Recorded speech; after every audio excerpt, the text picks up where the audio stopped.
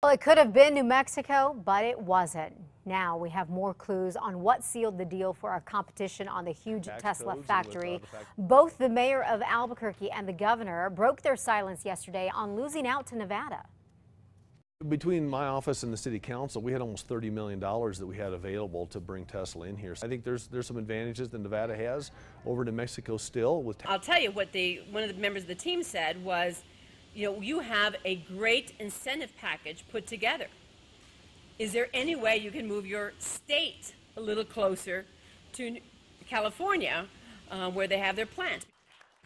At a press conference in Reno, Nevada, Tesla CEO Elon Musk and the speed of doing business in Nevada was actually more important than the actual incentive package. But cost was obviously a factor. Nevada's governor made it clear that they offered Tesla huge tax incentives, estimated at more than $1 billion over 20 years.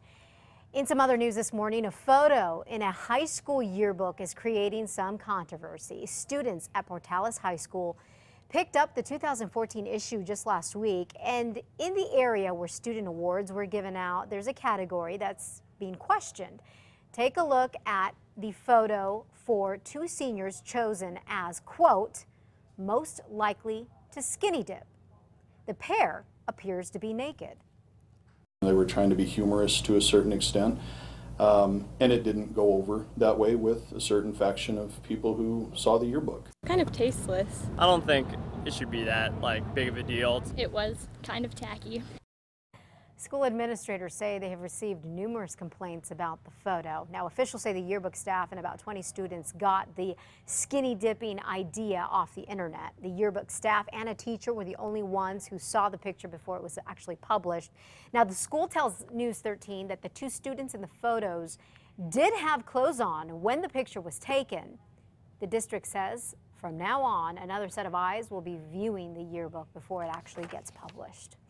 APS teachers say the district is asking them to cut back on a necessity, paper copies. The school district says last year they went $700,000 over budget for copies. Students say they rely more on printouts and copies because schools have started teaching Common Core standards that aren't covered in books. The district says they'll try and find a better solution. Police in Albuquerque are looking for the person responsible for leaving a suspicious device at Highland High School. Police say yesterday a student found a device outside of a school building with a note that said, "If you touch it, you'll die." Students were evacuated from the area and APD's bomb squad were called in. Students were kept in the classrooms while APD investigated. The bomb squad did destroy the device using its robot. APD is investigating what is now the second case of road rage in less than a week. This one ended with a person being run over. It happened near a Home Depot. It happened Thursday morning at the Home Depot near I-25 in Montano. APD says a fight between two drivers led one of the men to get out of his car with a gun. The second driver stayed in his truck and ran the other over. At some point, a shot was fired, but it is unclear exactly when.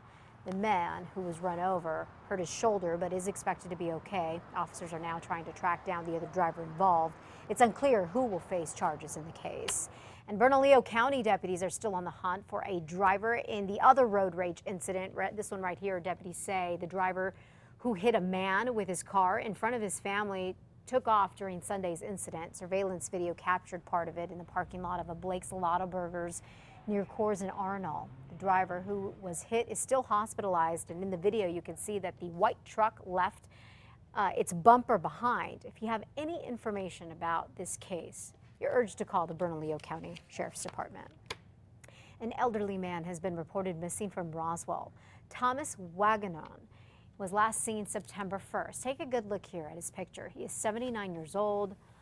Wagoner is 6 feet 4 inches tall, weighs 240 pounds, and has blue eyes and brown hair. If you have any information, please call authorities. Police say a man who is accused of holding up 4 McDonald's restaurants made a dumb mistake that got him caught. APD says Pablo Cervantes here robbed this McDonald's this week.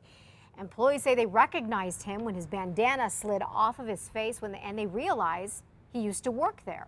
An employee told police Cervantes pushed her and hit her with his gun. She thinks he targeted her because she recently fired him. He was also identified by his getaway car that was tracked to a home. Cervantes has been charged with armed robbery and now remains behind bars. Homeless men and women who are now getting a place to live can rest a lot easier thanks to another big donation. Yesterday, Mattress firm delivered 100 mattresses and box springs to the Albuquerque Heading Home charity. It helps get the city's homeless off the streets. Recently, we made a commitment to Albuquerque Heading Home and the mayor that we would make sure that everyone that was housed under this program would get a brand new mattress. Mayor Barry there helped with the delivery at Heading Home's downtown warehouse. The organization has helped more than 400 people by giving them places to stay since 2011. A new town could be established in New Mexico. Kirtland residents living in northern San Juan County want their community to be an official town.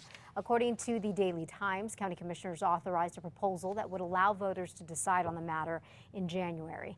The State Department of Finance and Administration is also preparing to review this petition. It's estimated that more than 420 people live in that area.